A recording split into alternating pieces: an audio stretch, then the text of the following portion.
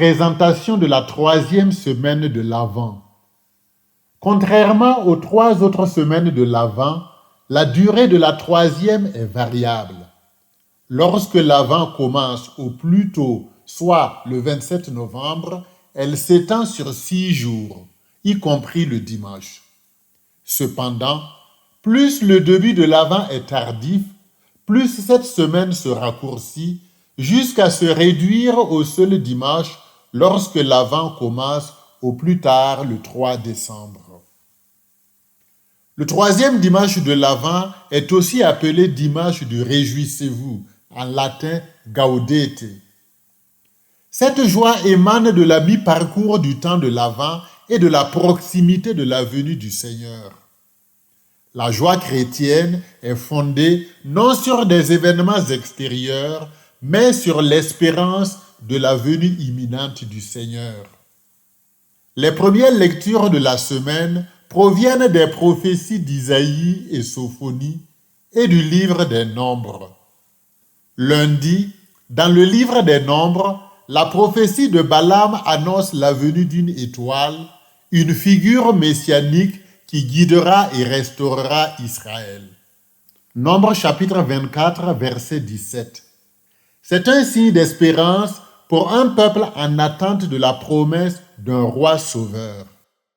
Mardi, Sophonie parle du jugement de Dieu sur ceux qui sont rebelles, mais promet la purification d'un peuple humble qui cherchera refuge en Dieu.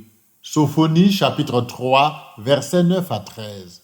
Ce message appelle à la transformation intérieure pour accueillir le Messie avec un cœur humble.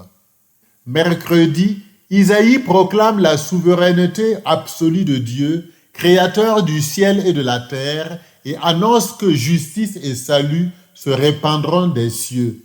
Isaïe 45, 8.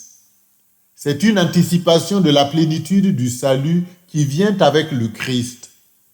Jeudi, Isaïe utilise des images maternelles pour exprimer l'amour indéfectible de Dieu envers son peuple en promettant une alliance de paix éternelle.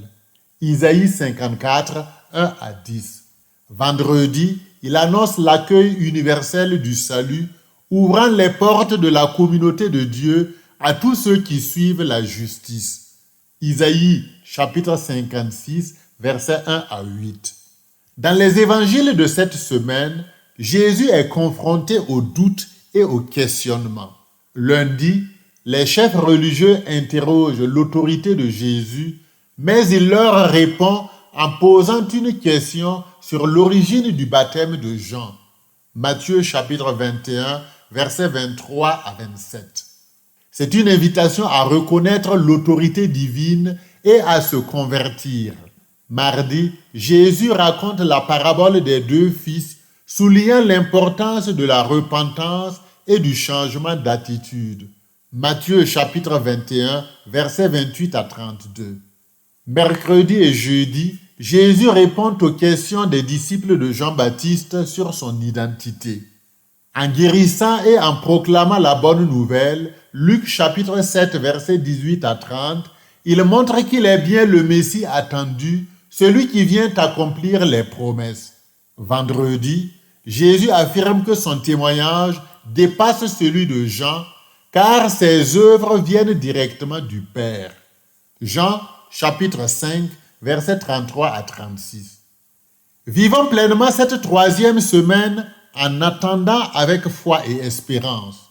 Comme l'étoile de Balaam, nous devons rester attentifs aussi de la venue du Christ dans nos vies. Accueillons également la justice.